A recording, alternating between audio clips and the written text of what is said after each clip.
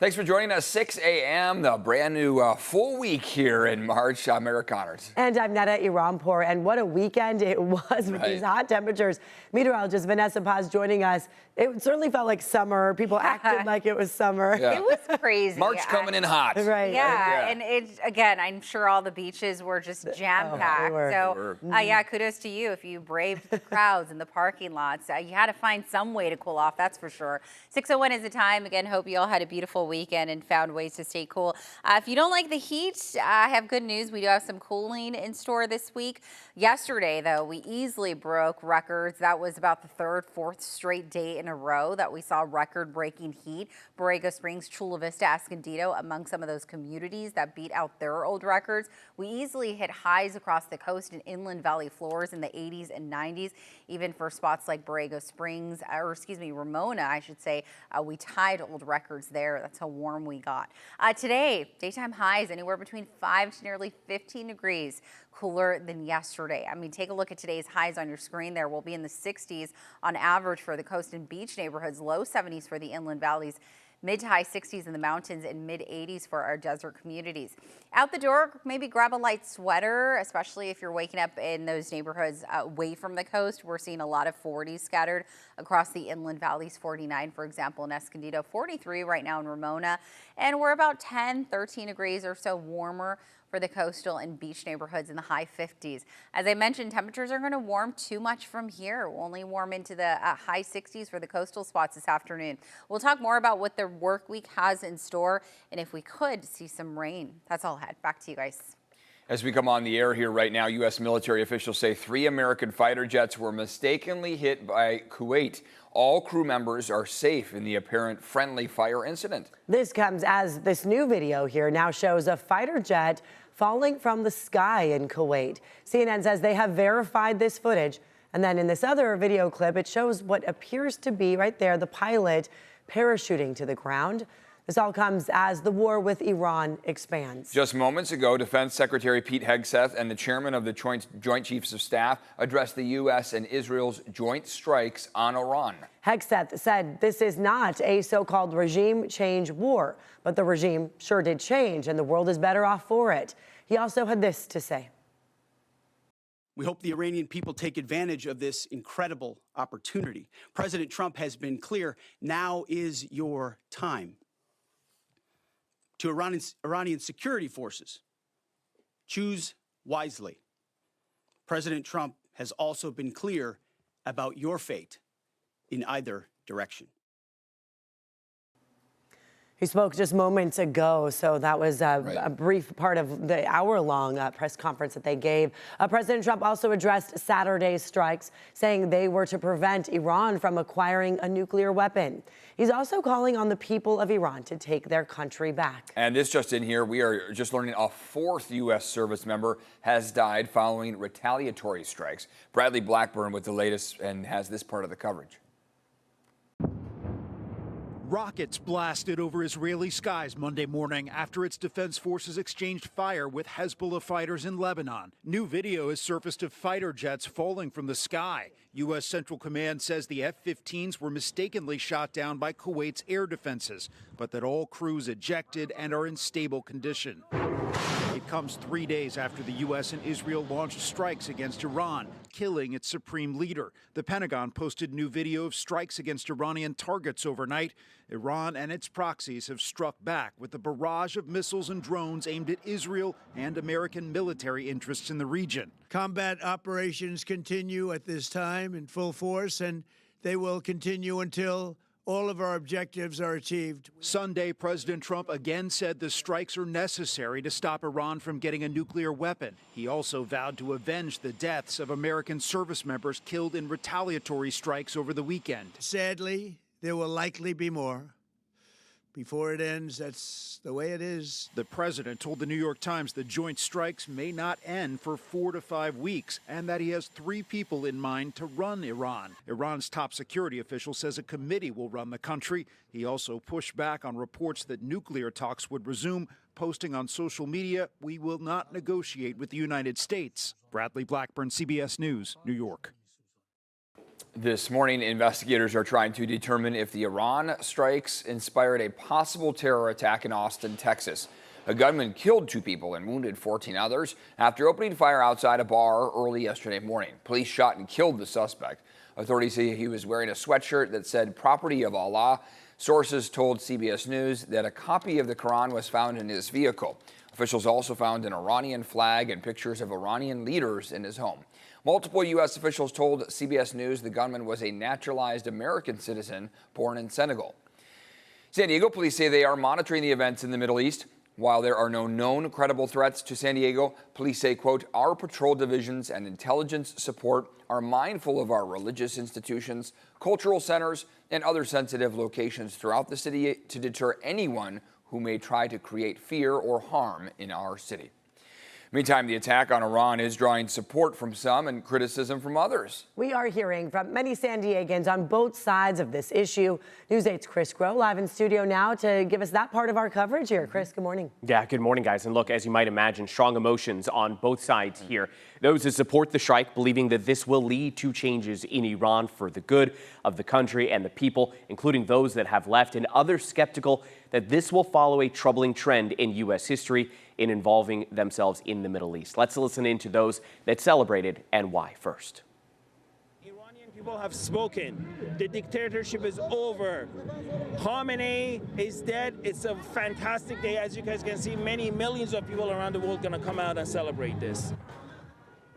And we saw a number of rallies take place here in San Diego. The one that you're seeing right now took place in Claremont. Hundreds of demonstrators gathered near Balboa and Genesee, many of them celebrating the news that Iran's supreme leader was killed in the strikes. You see the signs there, "Thank you, Trump," and what that could mean for Iran's future. Meanwhile, at Waterfront Park, there was an anti-war protest. Organizers called for no war with Iran and no U.S. or Israeli intervention. Here's what else we heard from them. It's very concerning when, instead of prioritizing people here and the issues that our American citizens here are facing, instead we're deciding that we want to go fund wars in other countries. Now, of course, we also heard from members of the San Diego congressional delegation. We tried to put together the statements that have been put out. This one from Democrat Representative Scott Peters, quote, "Like many Americans, I did not see an imminent threat to the United States that required immediate military action. This makes me deeply concerned about the risk of American lives being lost in someone else's war." From Congresswoman Sarah Jacobs, quote, "Trump promised to start no new wars, and then he turned around and started a regime change war in Iran. For my generation and my community in San Diego, war isn't abstract or out of sight, out of mind issue. It's real, and we pay the human cost of it." Now, Republican lawmaker Darrell Issa posted support for the attack on X, saying, quote, "May God bless and protect our brave service members as they carry out their duties and their mission." Back to you guys. All right, thank you very much, Chris. And also coming up here in our next half hour, a San Diego-based aircraft carrier, the USS Abraham Lincoln, played an important role in the coordinated operation against Iran. We're going to hear from a military expert at 6:30. And for the very latest on this conflict, you can always head to our CBS 8 app.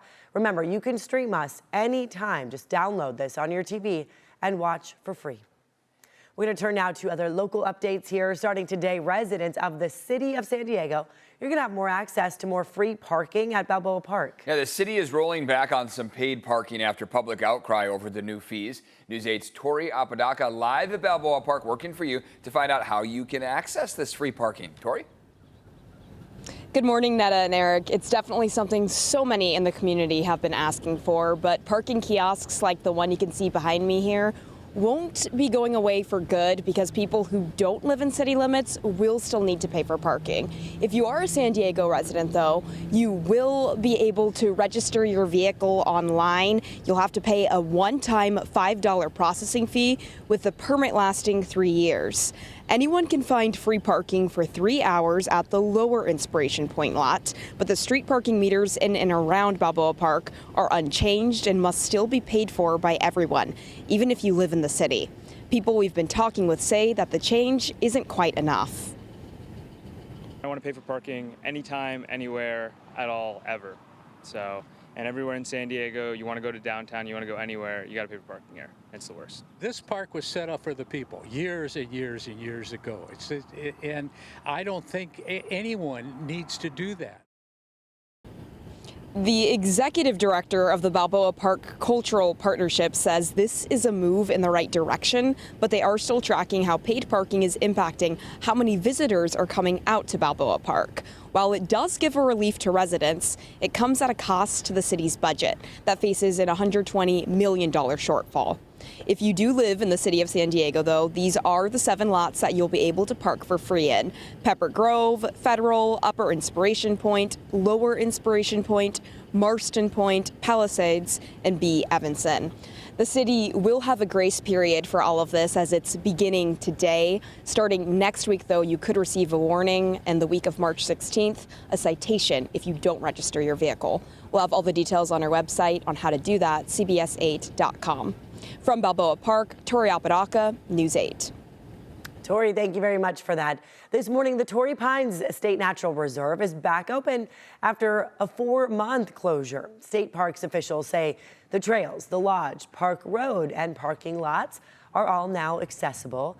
They were closed for months because of the ADA upgrade project, and the work will continue in the fall, but construction was paused because it is nesting season now for the threatened California gnatcatcher. Park officials say the lodge, Park Road, and all upper parking lots will be closed to vehicles for a day starting Wednesday for restriping. Good spot to go when you're trying to go for a walk, maybe by the water where you're cooler. I'm telling you, the sand, the beaches were packed this weekend. It felt like summer out there in that February-March split that we had the weekend. Yeah, I mean, I had a thought of going to the beach for like a split second, and then I was like, oh, I don't want to brave the crowds and the parking lots.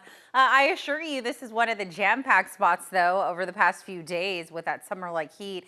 This is a live look from our Hotel Del's Coronado Skycam. Things are quiet now, but yeah, I'm sure a lot of people escaped that heat, especially inland, and headed west towards our local beaches. All right, satellite and radar composite shows onshore flow enhanced. In fact, you can see all of those clouds rolling on in, especially along the coastal areas. The immediate coast is where we could see the worst of the patchy fog. So keep that in mind. It's pretty much going to be the pattern now all the way through Tuesday morning, and then we'll have some relief towards the end of the week as high pressure develops. So a lot of changes as we kick off your first full week of March. Here's what it looks like outside.